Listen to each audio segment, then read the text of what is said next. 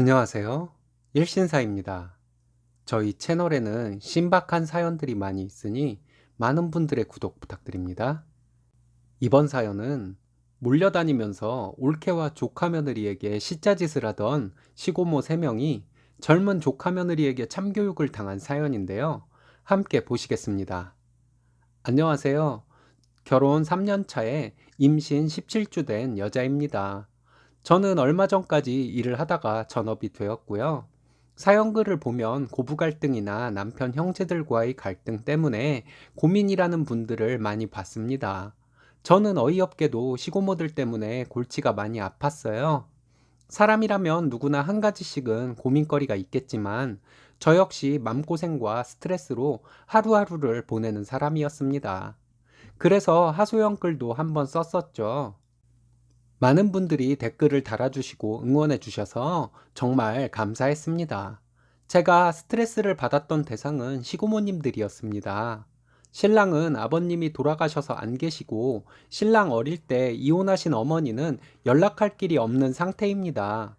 신랑은 위로 미혼인 형과 결혼한 누나가 있습니다. 돌아가신 아버님은 장남이시고요. 상황이 이렇다 보니 시아버지 재산은 결혼 직후부터 저희 집에서 지내고 있습니다. 다른 시댁 행사에도 다 참여해서 일도 하고 신경도 써야 합니다. 주위에서 반대가 많았지만 신랑 보고 한 결혼이었는데 결혼 초에는 시고모님들의 말도 안 되는 말과 행동에 신랑도 아무 말 안 해서 정말 결혼한 것을 많이 후회했었습니다. 결혼하고 두 번째 시댁 행사 가는 길에 막내 고모님이 그러시더라고요. 작은아버지 돌아가시면 시할아버지 할머니 제사도 제가 지내야 한다고요. 작은아버지가 60대신데 무슨 말도 안 되는 소리를 하시나 했습니다.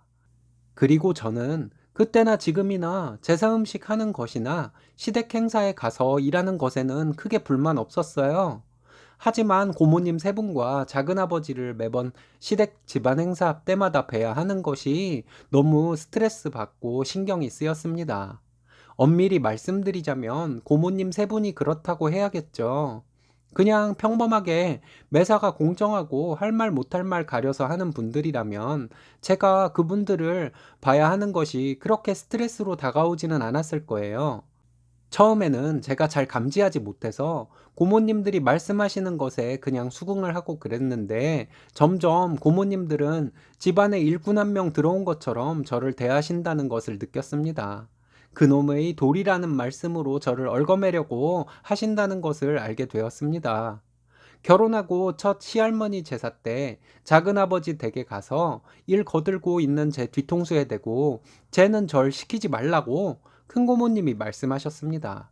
제가 언제 꼭 절을 해야겠다고 했나요? 그걸 꼭 제가 듣고 있는 데서 얘기를 해야만 하셨을까요? 고모님들은 번갈아 가면서 저만 보면 운전면허 따라고 강요 아닌 강요를 하셨습니다. 말씀으로는 나중에 애 낳고 편하게 다니라고 하시는 말씀이라지만 저를 볼 때마다 운전면허 아직 안 땄냐고 묻기부터 하시는데 제 생각에는 바쁜 남편 없이도 혼자 차물고 시댁 행사에 일하러 오란 소리인 것 같았습니다. 결혼한 지 얼마 안 되어서 저희가 초대도 하지 않았는데 고모님들과 신우가 휴지 하나 들고 찾아오셨습니다. 그때 제가 인사를 해도 고모님들은 인사도 안 받더라고요. 그리고 막내 고모님은 집 구경한답시고 방과 주방, 거실에 있는 모든 서랍과 수납장들을 하나하나 전부 열어보셨어요. 저 정말 황당했습니다. 이것 때문에 신랑과 엄청 싸웠습니다. 신랑은 고모들이 조카 집에 와서 그렇게 할 수도 있는 거지. 뭘 예민하게 구냐고 하고 저는 이게 무슨 매너냐고 따지고 싸웠습니다. 한 번은 신랑하고 명절 문제로 크게 다툰 적이 있었어요.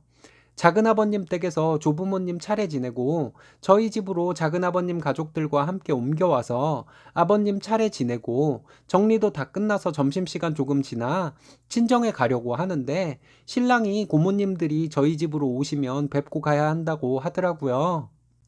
신랑이 미쳤나 했습니다.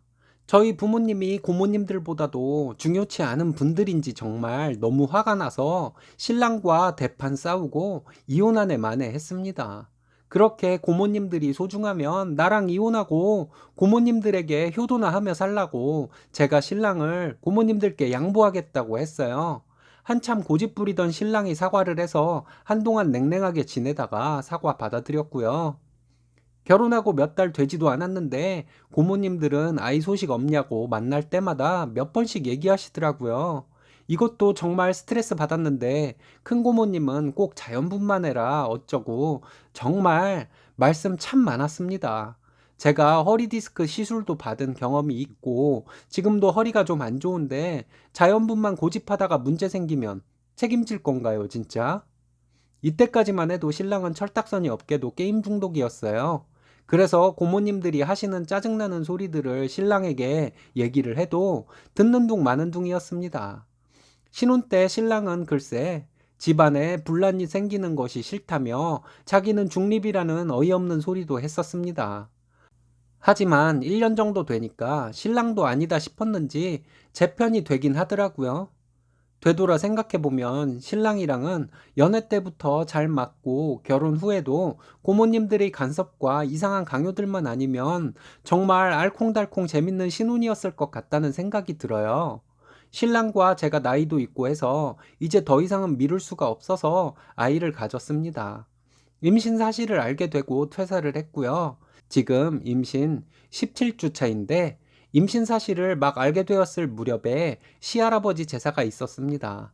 임신을 한 상태이긴 했지만 입덧이 있거나 하지는 않아서 임신 전과 다름없는 몸 상태로 그저 얼떨떨할 때였죠. 임신했다는 이유로 제가 가지 않으면 작은어머님과 신우형님이 일 다 해야 할 것이 뻔하니까 미안하지 않으려고 일찌감치 작은아버지 댁으로 갔습니다. 임신 사실에 신랑이 엄청 기뻐하는 중이어서 그날 반차를 내고 함께 갔어요. 일하고 있는 중간에 고모님들이 오셨습니다. 오시자마자 막내 고모님이 저에게 한다는 소리가 도리할 거는 하고 있네 하시더니 작은어머니에게 우리가 쟤 처음부터 길을 잘 들이긴 했나 보다 라고 하셨습니다. 그 말에 제가 눈이 돌아가 버렸어요. 고모님, 길을 들이긴 뭘 들여요? 제가 무슨 애완동물이에요? 라고 했더니 큰 고모님이 어딜 어른한테 토끼 눈을 뜨고 덤비길 덤비냐고 막 소리를 지르는 거예요. 제가 비닐 장갑 벗으면서 그랬죠. 어른이면 그렇게 막말해도 되는 거예요? 여지껏 고모님들 이상한 행동에도 참고 참았는데 이제 더 이상은 못 참겠어요. 저도 저절로 언성이 높아지더라고요.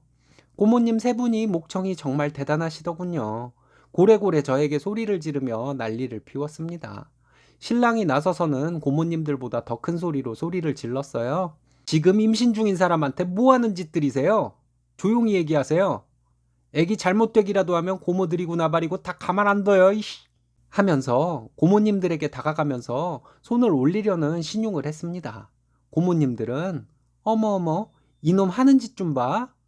말은 이렇게 했지만 신랑이 무섭긴 했나 봐요. 목소리는 작아지시더라고요. 그래서 신랑 믿고 고모님들 들으라고 작은어머님께 제가 그랬어요. 작은어머니는 이런 신우들 어떻게 참고 사셨어요? 정말 부처세요. 그리고 고모님들을 바라보며 얘기했습니다. 고모님들 이런 식으로 해서 어머님 내쫓으신 건가요? 고모님들이 얼마나 못되게 굴었으면 어머님이 아이 셋을 두고 나가셔서 연락도 없이 사실까 했더니 뭐? 보자 하니까 너 다시 얘기해봐 라고 막내 고모님이 언성을 높였는데 신랑이 조용히 얘기하라고 더 크게 소리를 질렀습니다. 저는 작은 어머님께 고모님들 여기 오면 저는 다신 안 온다고 말씀드렸습니다. 작은 어머님이 말씀하셨어요. 나도 이제 못하겠다. 매번 제사 때마다 와서 일도 안 하고 처먹고만 가면서 말만 많은 신우들 정말 지겹다 지겨워. 이렇게 말씀하셨습니다. 신랑이 고모님들에게 이제 고모님들 시댁에나 신경 쓰시라고 하며 나가라고 했습니다.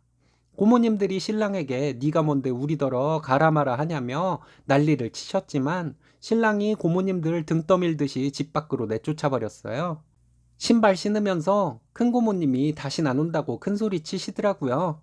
그래서 제가 음식도 안 하고 말만 많은 분들 안 오시면 저랑 작은 어머님이랑 형님은 편하고 좋죠 뭐. 얼른 가세요. 다신 오실 생각 마시고요. 라고 한번 재수없게 웃어드렸습니다. 고모님들은 허참 이러시며 가셨어요. 저녁에 작은아버님 퇴근해서 들어오셔서 신랑과 작은어머님이 그날 있었던 일을 자세히 말씀드렸습니다. 작은아버님은 전부 듣고서는 에휴, 잘 됐네 한 말씀 하셨습니다.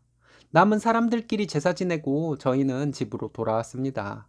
신랑이 집에 오면서 우리 아가 놀랐으면 어떡하냐고 걱정을 하더라고요.